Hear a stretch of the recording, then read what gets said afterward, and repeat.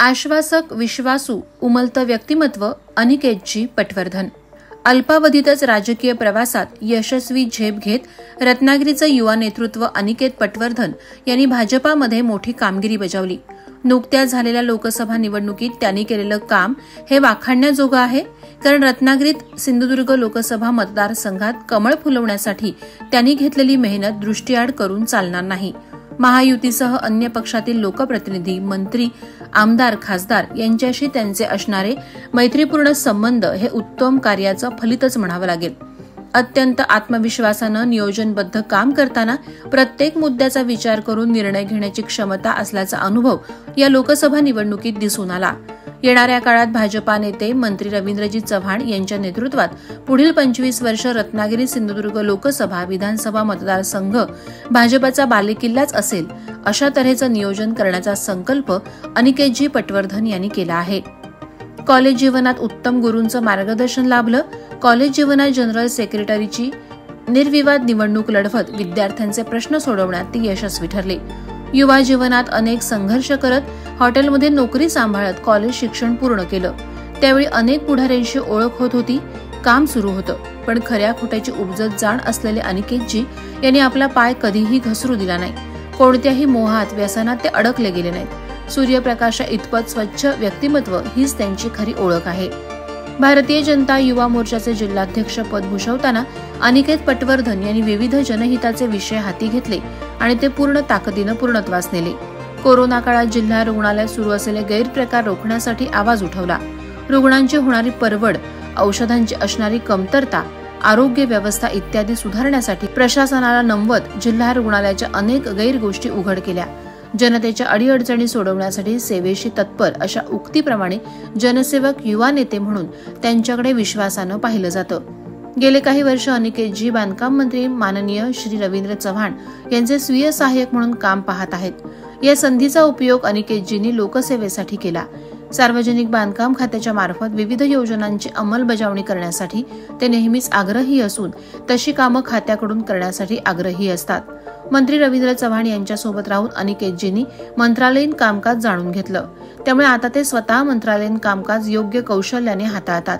कोणतंही काम असो, काम हातावेगळं करण्याची हातोटी त्यांच्याकडे आहे. गावपाड्यापासून थेट वाडी वस्तीपर्यंत थेट संपर्क त्यांचा दिसून येतो. त्यामुळे मंडणगड ते सावंतवाडीपर्यंत अनिकेत पटवर्धन यांना प्रत्येक जण आपला माणूस म्हणूनच ओळखतो. लोकप्रिय नेते मंत्री रवींद्र चव्हाण यांनी त्यांच्या चाणाक्ष नजरेने अचूक माणूस हेरला हे नक्की. नवीन आश्वासक चेहरा, उत्कृष्ट नियोजनकार, उत्तम वक्तृत्व कौशल्य, अजातशत्रू या गुणांमुळे मंत्री चव्हाण यांनी हा ब्राह्मण चेहरा समोर आणला आहे. भाजपासाठी पुढील 25 वर्ष निष्ठेनं काम करेल असा हा आश्वासक चेहरा नक्कीच आहे. रत्नागिरीतील एकाधिकारशाही मोडीत काढण्यासाठी भाजपला पुढील 25 वर्षाचं नेतृत्व नक्कीच मिळालंय. अनिकेत पटवर्धन यांचे कार्यक्षेत्र सुरुवातीला रत्नागिरी जिल्हा होते. आता ते पालघर, सिंधुदुर्ग, ठाणे, रायगड यासह महाराष्ट्रापर्यंत विस्तारलंय. एखादं विकास काम करून घ्यायचं असल्यास ते कौशल्यानं करून घेण्याची शिष्टाई त्यांच्याकडे आहे. तसंच प्रशासकीय अधिकारी, मग ते जिल्हाधिकारी, पोलीस अधीक्षक, तहसीलदार, प्रांताधिकारी अशा सर्वांशी असलेली मैत्रीपूर्ण विश्वासक ओळख, सलोख्याचे संबंध यामुळे अनिकेतजी कोणतेही विकास काम लिलया पार पाडतात.